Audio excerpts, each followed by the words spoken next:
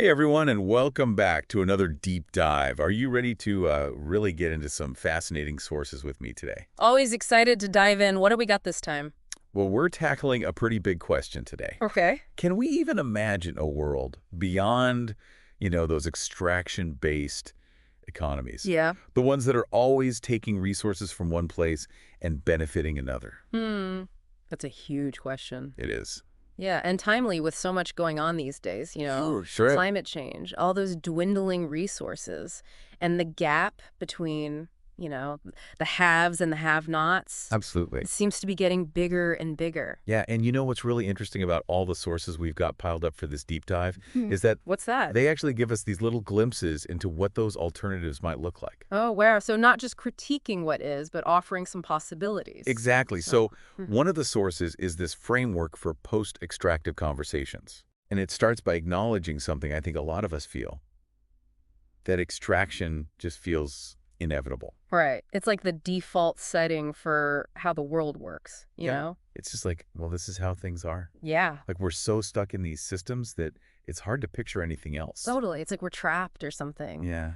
But this source, it pushes us to think about how that feeling, that inevitability is actually created. Mhm. Like it's maintained on purpose. And they use this example that I never would have thought of, Switzerland, Switzerland. with the mountains and the neutrality. Yeah, you don't think of Switzerland and think colonial powerhouse. Exactly. Mhm. But they were deeply involved in all those colonial practices Oh, really? How so? through their financial institutions. Ah, This article from ETH Zurich points out okay. that they provided the machinery, to move the money from colonies Wow. back to the European powers. So even without directly controlling any territory, Right. they were a crucial part of that whole system. Yeah, they were a crucial part of the global extraction machine. It's a really good example because it highlights how these systems, Yeah. they're not just about brute force or conquering land. Mhm. It's about these complex networks, finance, trade, and really creating that sense of dependency. Mm-hmm.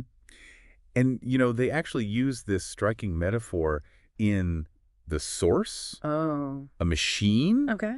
to describe the system as a whole. Right. And instead of trying to fight the machine directly, Mm-hmm. their argument is that the goal should be to just make it irrelevant.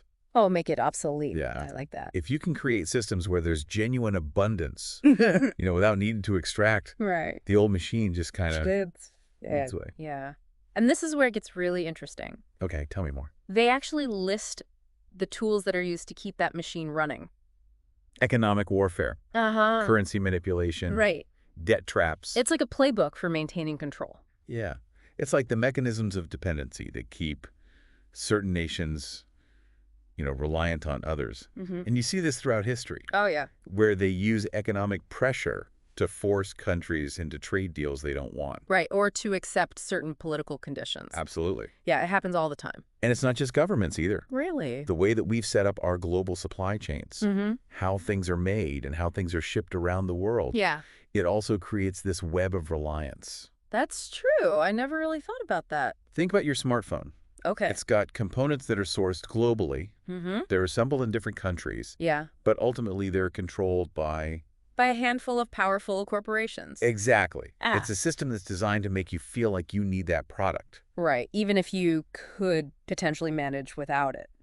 And that leads to this idea that the system doesn't thrive on actual necessity. It thrives on the illusion of dependency.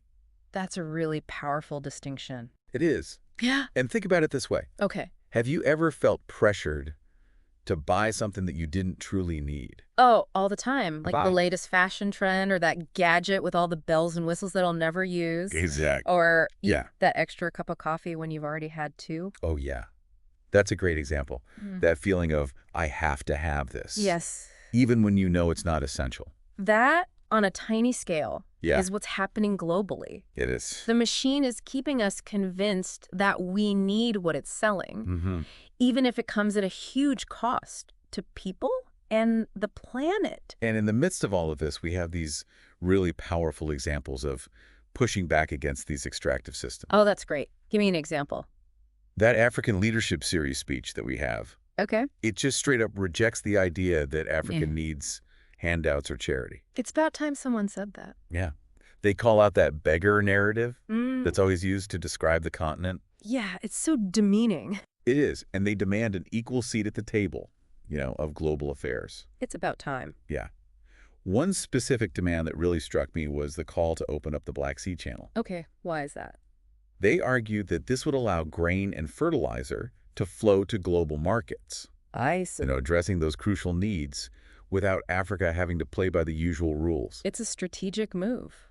It is. They're saying we can meet those needs, but on our own terms. Exactly. Not by accepting, those traditional power imbalances. That's huge. And you can hear the frustration in the speech with broken promises. Like what kind of promises? Like the $100 billion in aid that was pledged to developing nations Oh, right. that never fully materialized. They're done with empty words. They are. They want action. They want concrete projects that will benefit their people. Like what?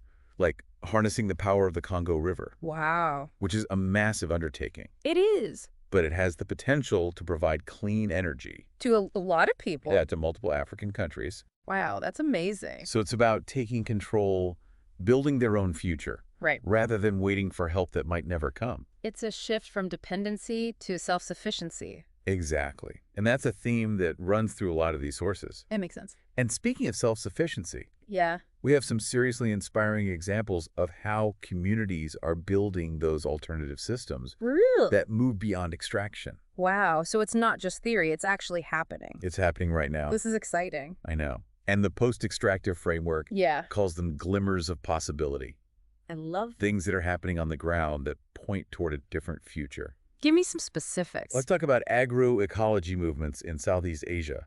This Agroecology. is all about working with natural systems to produce food rather than trying to dominate them. So it's a more holistic approach to farming, Yes. building soil health, conserving water, minimizing, all those harmful chemicals. Exactly. Yeah. And in Southeast Asia, they're actually reviving traditional rice-growing techniques Interesting. that use far less water and fertilizer than those big industrial methods. So they're drawing on, the wisdom of their ancestors and adapting it to today's challenges. It's really incredible. It is. And it's not just Southeast Asia either. Oh. The source also talks about the resurgence of indigenous trade networks Oh, wow. in North America and Right. the Andes. Okay. And these networks, they existed long before colonization. Right. And they're being revitalized as a way to connect communities, share resources, and really build economic resilience outside of the mainstream systems.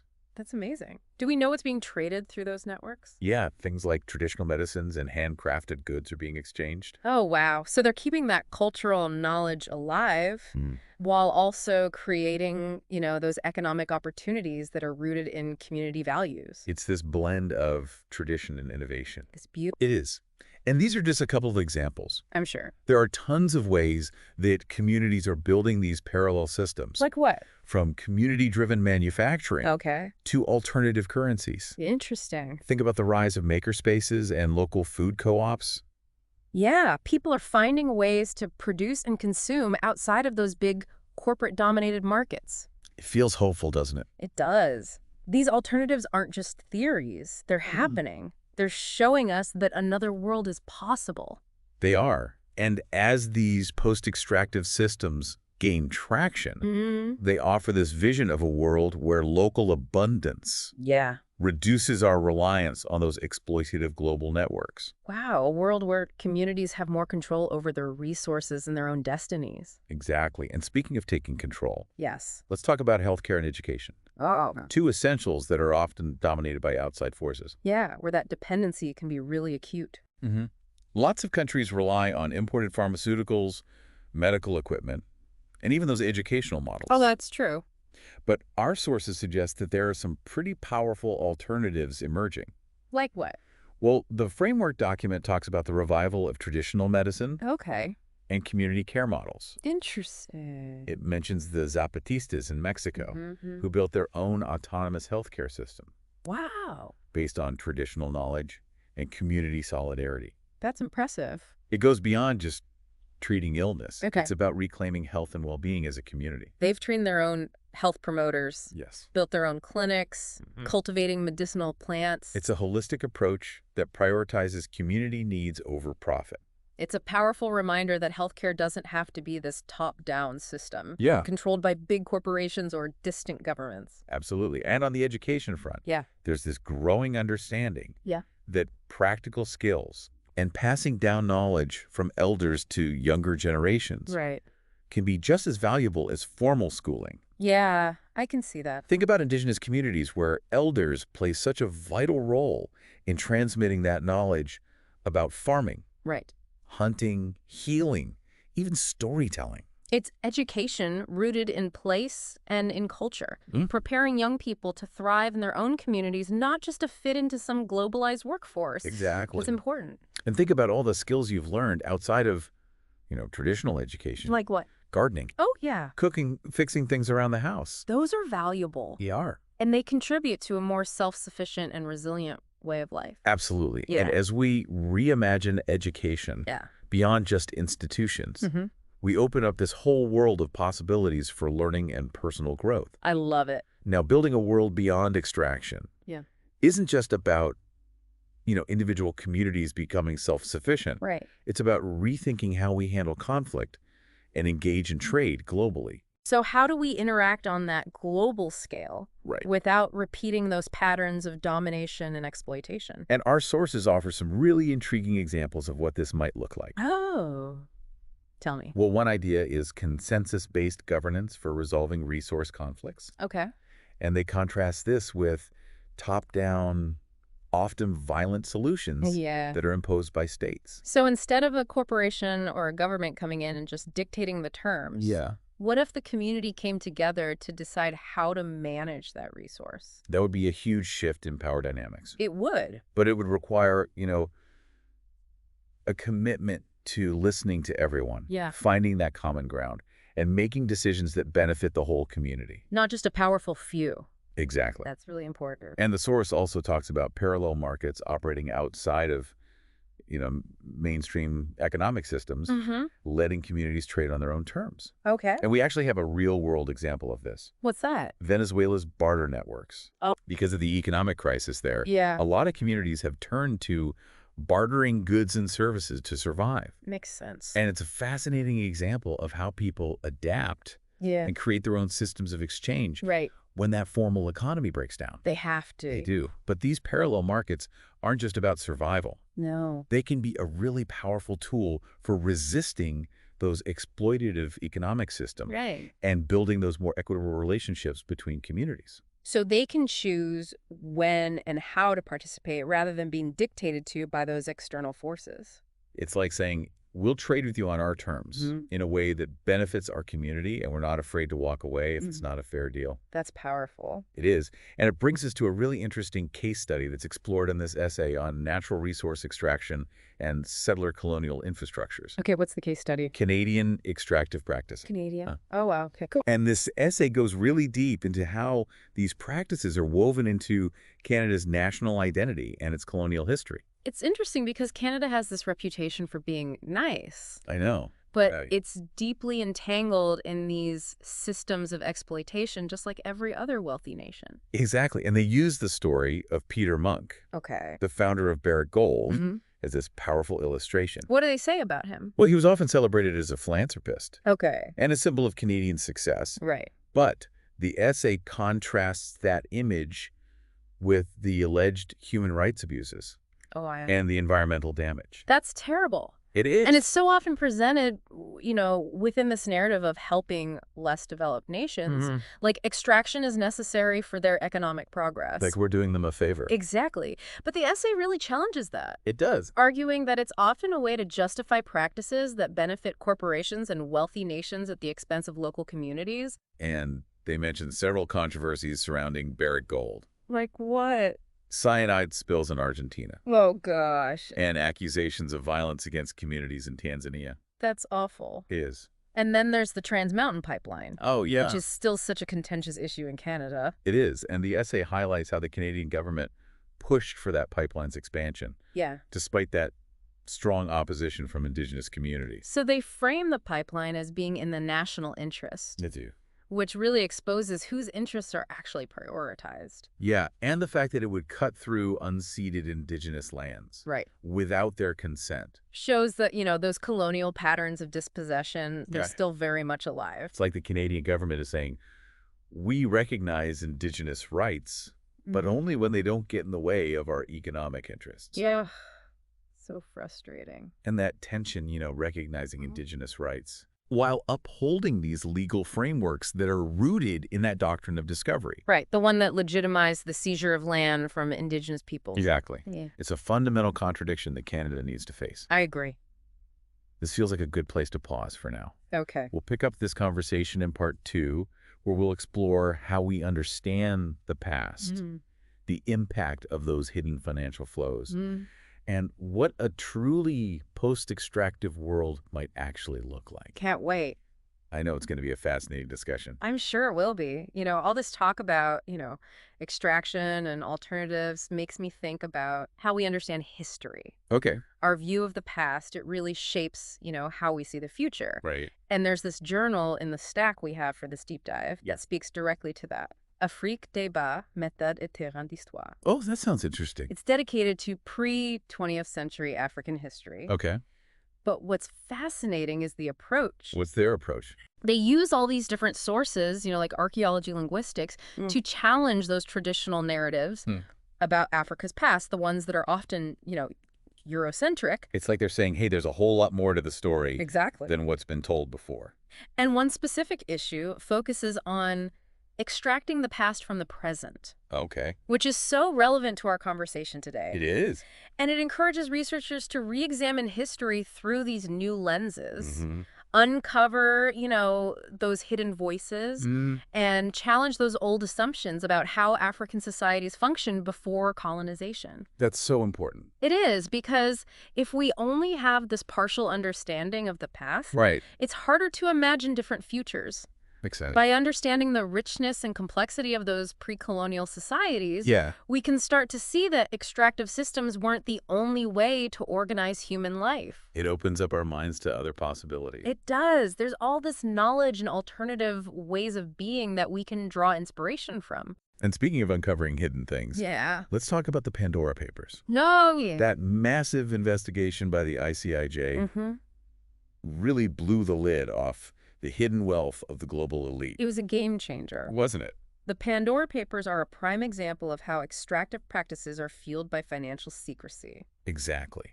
It showed how the wealthy and powerful use those shell companies and offshore tax havens to stash their assets and avoid paying their fair share. And the scale of it was mind-boggling. It was. 11.9 million leaked documents. I know. 14 offshore service providers. Wow. Exposing, the financial dealings of politicians, celebrities, billionaires from all over the world. And the Pandora Papers are still making waves today. They are. Governments are launching investigations, passing new laws, trying to hold those responsible accountable. Yeah, trying to clean things up. The source material mentions the German state of Hesse Okay. actually acquired the Pandora Papers data Oh, wow. to go after tax criminals. That's pretty serious. It is. And they're not alone. Really? France is investigating a Czech politician's luxury villa purchase. Oh, wow. Peru is looking into alleged money laundering by a Catholic group. Interesting. And India has seized assets from businessmen who were using those shady offshore shell companies. It's encouraging to see those revelations lead to action. It is. And it's not just about going after individuals either. There's a growing focus on holding the enablers accountable. Okay, who are the enablers? The lawyers, accountants, consultants who help set up those elaborate schemes to hide money. Right. The source material mentions new legislation in New York and Switzerland aimed at cracking down on these enablers. They're realizing that financial secrecy wouldn't exist without these professionals. Exactly. So by making it harder for them to operate in the shadows, we can start to dismantle that infrastructure that props up those extractive practices. It's like tracing the wires back to the power source. It is. And the more we understand how these systems work, the better equipped we are to challenge them. Exactly. And build those alternatives that we were talking about. I like it. Now, as we kind of get closer to the end of this deep dive, let's circle back to that core question. Is a truly post-extractive future actually possible? That's the million-dollar question, isn't it? It is, and it's a question that sparks a lot of debate. Right. And honestly, a healthy dose of skepticism. That's understandable. But the sources that we've explored today Yeah. offer reasons for both cautious optimism and continued vigilance. Okay, I can see that. On one hand, we have those inspiring examples of communities building alternatives. Right. They're demonstrating that self-sufficiency, resilience, and cooperation are possible. But on the other hand, Yeah. we've seen how deeply entrenched those extractive systems are. They have. They're backed by powerful institutions, intricate financial networks, Yeah. and those narratives that justify their existence. So where does that leave us? It's a good question. How do we move forward with this knowledge? Well, I think it starts by recognizing that building a post-extractive future Yeah. isn't about reaching some perfect endpoint. Right. It's an ongoing process of transformation. I like that. We have to question those assumptions, challenge those power structures, and constantly reimagine what's possible. And it's a process that's already happening. Yeah. In communities all over the world. It is. So it's about supporting those efforts, sharing knowledge, and building solidarity across borders. We're not alone in this. We're not. And for those listening who are wondering, what can I do? Yeah. A powerful first step is to start questioning the systems that we're a part of. Like asking ourselves, Yeah. do I really need this? Mm-hmm. Where did this come from? Yeah. Who benefits from this system? Those are great questions. They are. And by asking them, Yeah. we begin to see the world differently. It's true. And that opens up space for new possibilities. For sure. And for those listening who want to go deeper, I highly recommend checking out, the full source material. Yes. There's so much more to uncover. It's fascinating stuff. It is. These are complex issues They are. that deserve our attention and our engagement. Absolutely. And remember, building a better future Yeah. isn't just about fighting what we don't want. Right. It's about actively creating the world that we do want to see. Okay, we're back for the final part of our deep dive into this world beyond extraction. And I don't know about you, but these conversations always leave me feeling hopeful. But like my brain is just buzzing with ideas. Yeah, it can be a lot to process, right? I mean, these are massive, complex issues They are. that challenge how we think about the world. Yeah, and that's why it's so important, to keep these conversations going. I agree. To keep questioning, exploring, and imagining all those alternatives. So to wrap up this episode, let's come back to that key theme of making extraction irrelevant. Yeah, that was a big takeaway from that framework document, right? It was. It's not about fighting the machine head on. Right. It's about creating something so beneficial and so compelling Yeah. that the old system just loses its power. Think about it this way. Okay. If communities can meet their own needs for food, energy, healthcare, even conflict resolution, Yeah, what leverage does that extractive machine really have? that's such a good question. Mm. What if sanctions and economic pressure tactics just become ineffective Right. against these self-sufficient communities? How would that change global power? I mean, it has the potential to really shake things up. It does, and it's something that we all need to be thinking about. Because whether we like it or not, we're all part of this system. We are, but we also have the power to choose how we participate, Right. how we consume, where we invest our time and resources. Even those seemingly small actions, they Yeah. can make a difference. They can. Supporting local businesses, being mindful of our consumption habits, Yeah. advocating for, more just and sustainable policies. All of that contributes to a larger shift. It's about remembering that we're not just passive consumers. Right? We're active participants in shaping the future. Exactly. And as we wrap up this deep dive, I want to leave our listeners with a final thought. Okay. What if, instead of asking whether a post-extractive future is possible, Yeah, we start asking ourselves how we can make it inevitable? that's a powerful challenge. It is, and I hope it's one that our listeners will carry with them. Thanks for joining us on this deep dive, and until next time, keep exploring, keep questioning, and keep building that better future that we all want to see.